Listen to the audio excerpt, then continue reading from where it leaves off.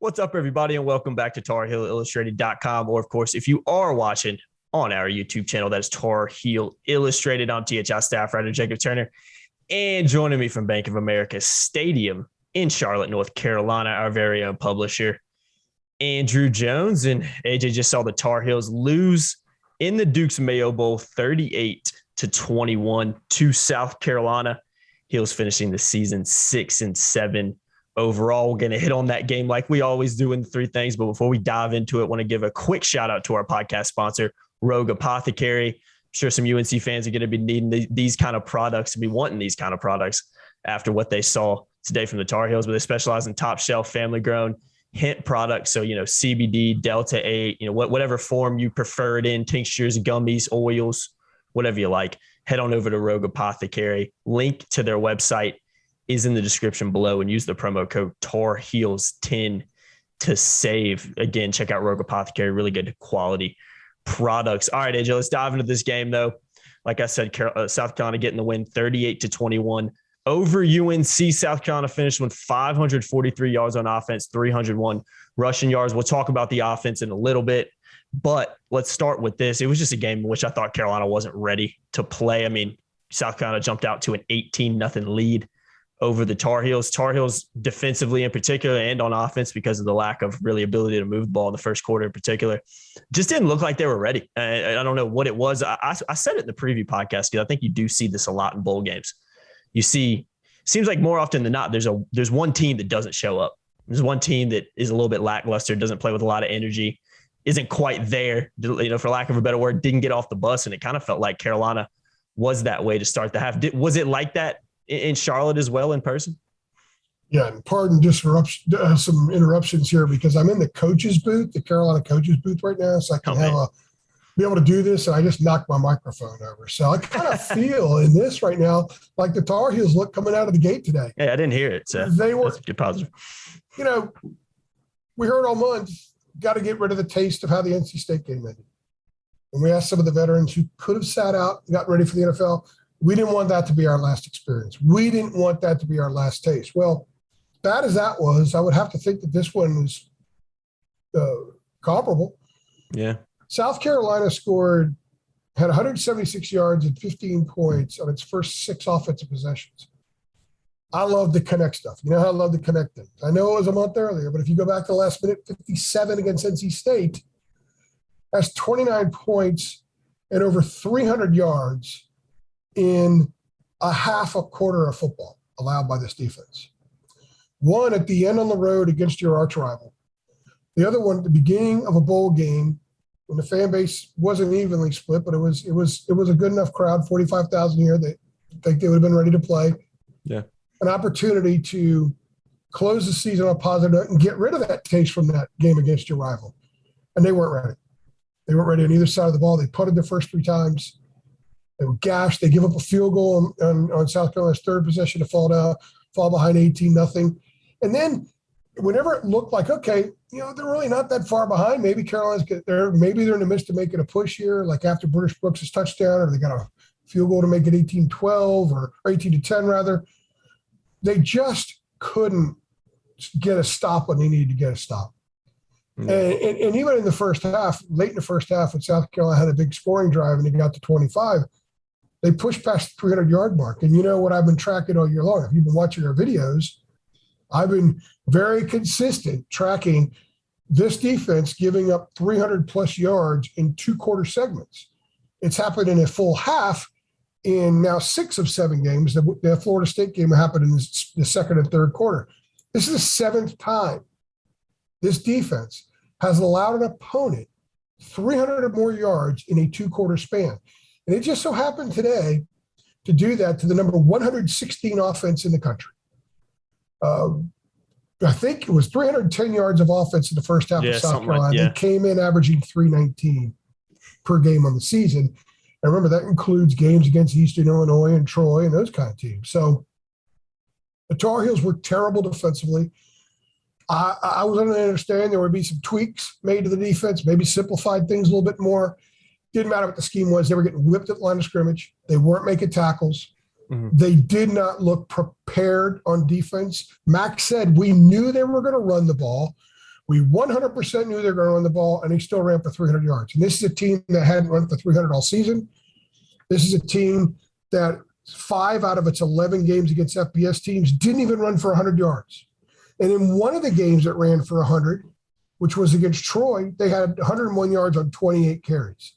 So by every measure, this was a bad running football team, but they looked awesome today. And then look at the quarterback situation. DeCarrion Joyner, who was a high school quarterback, a 4-star quarterback in high school, and we're going to talk about him in a few minutes, player of the year in South Carolina. UNC recruited him, but he hadn't thrown a pass all year. He became the 9th South Carolina player to throw a pass this year, and he did it on a touchdown, a 69-yard touchdown. There are so many miserable elements to this game for North Carolina that we could itemize, and we could do a video for a long time, and it would drown people out over time. The fact that North Carolina was not ready to play this game, I asked Mac about their readiness. He's like, well, sometimes when we said guys aren't ready, it's hard to imagine the whole team isn't ready. But if a couple of guys aren't ready on defense, that's enough to make it look like everybody wasn't ready. So I have no idea how many guys were ready and were pumped up, were jazzed to get out there and just fly around and make plays. Doesn't really matter, because collectively as a unit, they looked like they weren't ready to play on offense. They looked like they weren't ready to play on defense. And as a result, they got embarrassed. Yeah, most definitely. It was pretty evident early on, just the way in which South Carolina started out the game. I mean, just like I said, 18-0 at the end of the first quarter. You're kind of sitting there like, I think this game might already be over. I think I even tweeted something about it. Like, from what I've seen from this Carolina team, I just don't have a ton of confidence, especially going back to the last few games of the year. They're going to come back and, I thought they were going to play, Jake. Jacob, yeah. we did a podcast. We thought they had every reason in the world to come out ready to play. Yeah, I was shocked. You start the year in the top 10, pick to win the Coastal. You had a Heisman Trophy candidate. People were talking CFP. A lot of people nationally were talking CFP. I wasn't really sold too much on it, but we ran a dual content series, if you will. 5 reasons why they can make the CFP and 5 reasons why they won't. Well, the 5 why they won't, that was the name of the story of the year, yeah. But we thought this club had every reason in the world to be fully motivated coming here, finish with a winning record, eliminate the taste from the NC State game. And then the sales pitch that Mac would have in the offseason to the class of 2023 would be, okay, it wasn't the greatest year, but we learned a lot. We still beat number 10 Wake Forest. We took the ACC champs pit on the road and took them to overtime on the road. And then we beat an SEC team in the bowl game. But they don't have that sales pitch now. And they don't have that sales pitch because they were not ready to play. And they weren't ready to play, dug themselves in the hole they couldn't overcome. Yeah, most definitely. I mean, complete kind of 180-degree flip from what we saw just a couple of years ago up in Annapolis when it was a very spirited performance from the Tar Heels in a bowl game and a lot of optimism, kind of exact opposite of what we saw last there. Year after losing the Orange Bowl. Yeah, it's a good point, too, with the Orange Bowl as well. But I don't think the optimism is shining at the same degree it was the last 2 years. No, definitely not from Carolina fans as well. Just go on Twitter for about 2 seconds. Let's talk about the defense as well, though. Twitter was a circus. Twitter was a circus today, Jacob. Yeah, I mean, I get it. I mean, I have my own teams that I'm fans of, and when my team's, lets me down, like I'm sure a lot of Carolina fans let down right now. I mean, I get it. I understand where they're coming from for sure. We already hit on the defense. Let's continue to hit on them a little bit longer. South Carolina finished with 540 yards.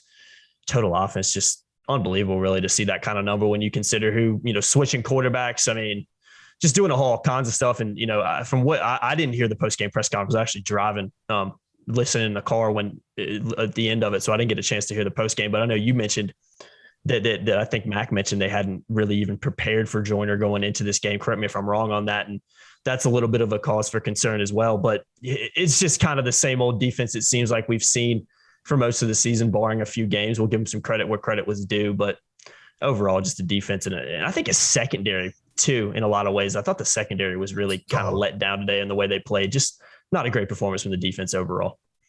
I felt all year long that the issues defensively were a cascading thing. The corners look bad, but maybe they're in the wrong scheme. Mac was asked after the game. By the way, he did say that. He was asked about DeCarrion Joyner, and he said that no, we didn't. He said no, we didn't, obviously didn't prepare for him. So interesting. It's the second time that's happened. It happened with Jeff Sims at Georgia Tech, which made less sense because he was the face of the Georgia Tech program. We'll get into that next week when we do a couple of our season wrap-up videos. But in this game, to their defense, Joyner had thrown a pass. 8 Gamecocks had thrown a pass coming into this game. He was the 9th one to do it. But when you know that a team is missing its starting quarterback, another quarterback that was the next starter went in the portal, and they had a third string guy basically scheduled to start this game and not many other options, with a month to prepare for a bowl game, you look at what else they might do. And if you scour the roster, it wouldn't have taken a long time to realize that Dakarian Jordan was a 4-star quarterback in high school, was a South Carolina Player of the Year. UNC offered him. There are coaches on this staff that were a part of the staff when they offered him. It wasn't Mac's staff, it was Larry's staff because he's a class of 2018 kid.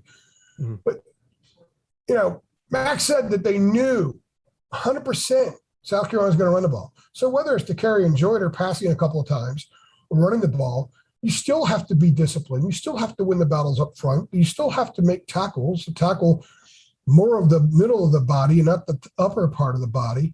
You still have to be juiced up and ready to play. And it really begins with that. It goes back to the first point. You're not totally juiced up. It doesn't matter what anything else is. Remember, we had the same issue with the basketball team after Kentucky. Yep. So remember, Hubert Davis said, doesn't matter what I tell them I need them to do. If their minds aren't there and they're not ready to play, then all those words are going to be a waste. Exactly. So I would imagine the staff had some of the same problems today. And it showed up. It's always going to show up at the line of scrimmage. It's always going to show up when you get whipped. And they got whipped. It was their lowest offensive output of the year.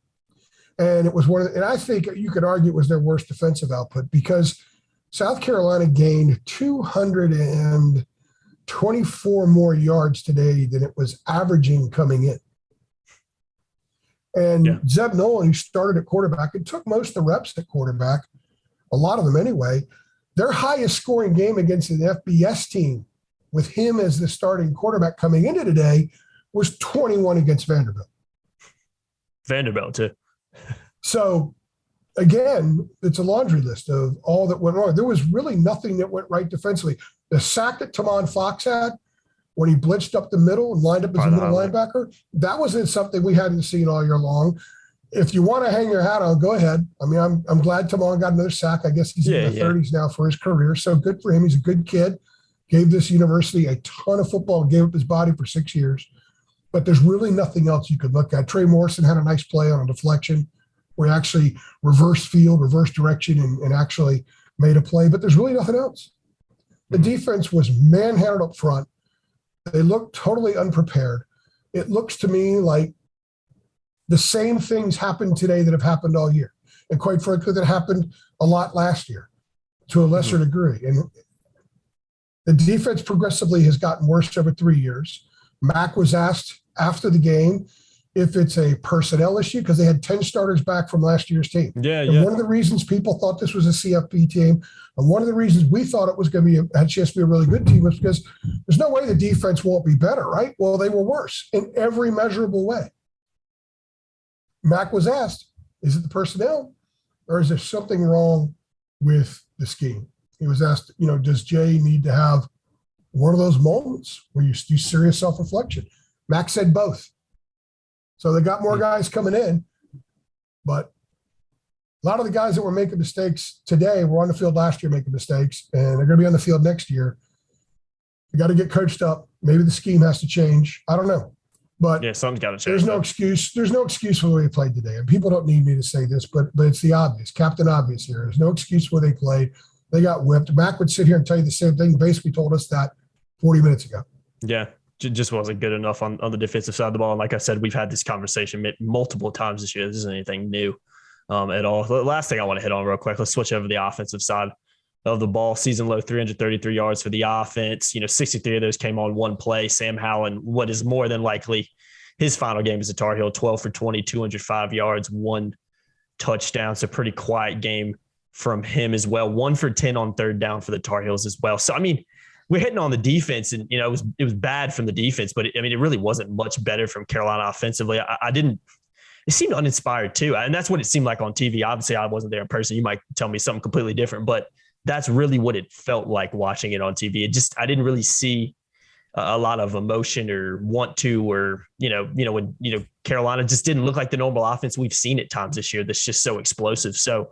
It's just, kind of very similar. I think the defense overall was worse, but it wasn't, like I said, wasn't much better on the offensive side of the ball for the Tar Heels either. Well, their lowest output total yardage. I think Virginia Tech and Georgia Tech were worse games for the offense because They didn't have Virginia Tech. They had 354 yards. Georgia Tech they had 369, but they ran a lot more plays. Plus 6 sacks in both those games, and then the turnovers. Yeah. Sam's picks in the first game, the fumbles against Georgia Tech. So they didn't have a bunch of turnovers in this game. He was sacked 4 times. He was under pressure a bunch more. But they couldn't get anything going. Yeah, they couldn't do anything. They couldn't get, the 10-plus yard plays are going to be a handful. That's it, small handful. Mm. They had a 63-yard run for British Brooks. He didn't touch the ball again for 2 hours, literally. Yeah, no, I thought that was interesting. And then they got in the red zone, had to settle for a couple field goals. Penalties hurt them. Pass protection issues hurt them. One time Sam was sacked when they got the ball, I think at the 12, he was sacked, or the 15 or something like that. He should have got rid of the ball. It was only second down, should have got rid of the ball. He got sacked. They ended up having to settle for a long field goal. So, they were in the red zone those 2 times where they ended up with the field goals. I think the field goals were like 38 and 44 yards. So I know the red zone is the 20, but they were well into the red zone both times, and they screwed up and ended up, outside the 20, which allowed for meant for a longer field goal. They didn't get much push up front. They didn't run the ball very well conventionally. South Carolina did a really good job keeping Sam in check from his runs. I think he picked up 1 first down with his legs. Yeah. Like you said, they had 2 first downs in the first series and then didn't have one for a long time until Brooks' run, and then they still couldn't muster some. They had a few balls that maybe could have been caught, some really tough ones. The one play where Sam found Garrett Walston was a total breakdown on South Carolina's defense, and it was a good play by Carolina. They had to run some trickery there, and that was Sam keeping alive his streak. All 37 games he's played in, he's thrown at least 1 touchdown pass. That'll be the mark, because I don't anticipate that he's staying. Everything I've been told and understand is he's leaving. And Phil Longo even said a week and a half ago, well, I joked with Sam that these are his final practices in the indoor football center. So that pretty much evident, yeah. Sam lingered after the game out there, soaking it in. He said he wanted to soak it in, wanted to take it all in. You don't do that if you're coming back. No. So I don't expect him to, but until he announces it, let's leave it to him. He earned that moment to announce whatever decision it's going to be. But this is just a bad performance, Jacob. Mm-hmm. It looked like they didn't have any scheme for South Carolina's defense. And the same thing with battling South Carolina's offense. And that's what happens when you get whipped at the line of scrimmage. Absolutely. When you're owned at the line of scrimmage, it doesn't really matter what the scheme is at that point. You're going to lose. Yeah. Football is a sport of constantly changing schemes on both sides of the ball. But the one constant that mattered in 1940, mattered in 1980, and matters in 2021 is the trenches. You've got to win your battles up front.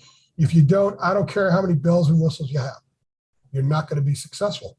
North Carolina saw that firsthand today. It was not successful because it was whipped in the trenches on both sides of the ball. And a big part of that was I don't think the Heels were in the right mindset to play this game. At least their performance suggested that, and their body language suggested that. Yeah. Disappointing to a disappointing season, really. I think a lot of Carolina fans would say in the Dukes Mayo Bowl for the Tar Heels, 38-21 to South Carolina. Like I said earlier, Tar Heels finishing the season 6-7. So that's going to do it for us. That's going to do it for AJ in Charlotte. Appreciate you guys tuning in. Like he mentioned, we'll be doing some podcasts next week, kind of looking back on the team a little bit more in depth, kind of both sides of the ball as well. So stay tuned for those videos as well. It'll be kind of interesting to see what we talk about. Well, we can discuss about this 2021 Tar Heel football team, but nonetheless, been a fun season to cover. Been a long season too. I'm sure you could attest, Edge. It feels like it started ages ago. When I get back from Boston, we'll dive into it. Give a couple of days to process, and we'll do some pods. We're gonna have a lot of content coming out, and we'll start steering the nose toward spring football while the basketball team does whatever it does. Definitely. Guys, good time to head on over to TarHeelIllustrated.com as well. Link in the description below. You can sign up for just $8.33 a month. Great time to do so as well. I know football season just ended, but basketball's in full force now. ACC play really set to go here on Sunday. Recruiting 365 days a year, so head on over there. Make sure you also check out Rogue Apothecary. Link to their website is in our description below, and make sure you use that promo code TARHEELS10 to save. I've been Jacob Turner. He's been Andrew Jones. Thanks for stopping by. Thank you.